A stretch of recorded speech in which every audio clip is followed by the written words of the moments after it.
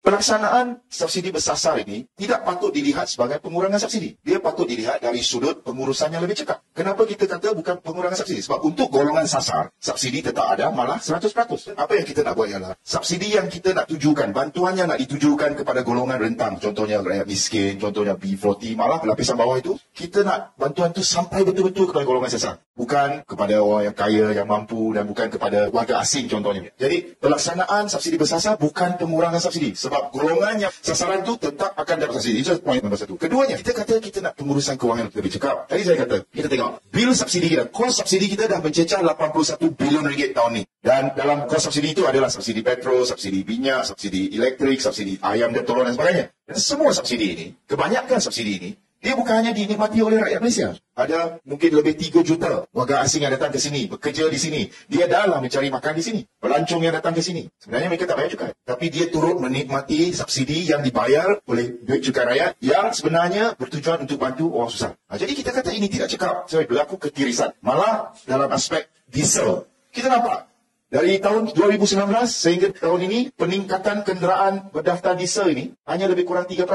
Jumlah kenderaan bertambah 3%. Tapi jumlah penggunaan diesel bertambah 40%. So, kenderaan tambah 3%. Tapi penggunaan bertambah 40%. Maksudnya apa? Maksudnya ada orang tunggu dekat sempadan. Maksudnya ada ketirisan, kebocoran, kecurian. Jadi itulah sebabnya. Kita kata kerajaan terpaksa belanja semakin banyak duit setiap tahun untuk menampung subsidi. Sedangkan wang tersebut boleh disalurkan untuk bantu pesawat, petani, SME, bidang sekolah dan sebagainya. Kedua, pengurusan yang lebih cekap. Dan apabila kita kata kita mula dengan diesel, boleh je kerajaan kata kita buat subsidi semua, buat petrol, diesel semua sekali. Tapi kerajaan sedar, dalam kita melaksanakan sistem subsidi bersasar, kita tak nak membebankan rakyat. Jadi kenderaan diesel, kebanyakannya kenderaan komersial.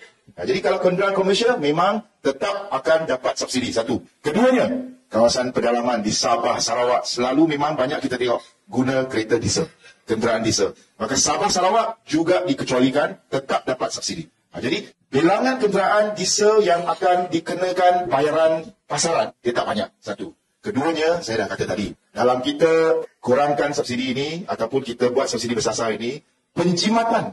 Tahun ni 81 bilion. Tahun depan kita sasarkan dengan melaksanakan subsidi bersasar ke atas golongan yang kaya, ke atas target-target tertentu, kita akan dapat jimat lebih kurang 20 bilion. Ke mana wang itu? Wang itu akan disalurkan semula. Tadi dah kata, kita dah naikkan harga subsidi untuk pesawat. Tahun ni dah naikkan. Belum dapat lagi penjimatan, kita dah naikkan. Untuk pesawat, untuk pegawai dah naikkan. Untuk SME dah naikkan. Nak bina 26 buah sekolah baru. Saya rasa dalam sejarah beberapa tahun kebelakang ini, paling banyak sekolah baru yang dibina. Kita nak pastikan 400 klinik-klinik daif, terutamanya di kawasan-kawasan pedalaman, akan dibaik pulih supaya orang kampung, rakyat di kawasan pedalaman dapat menikmati perkhidmatan yang lebih baik. Jadi, semua ini akan akhirnya dipulangkan kepada rakyat secara lebih bersasar.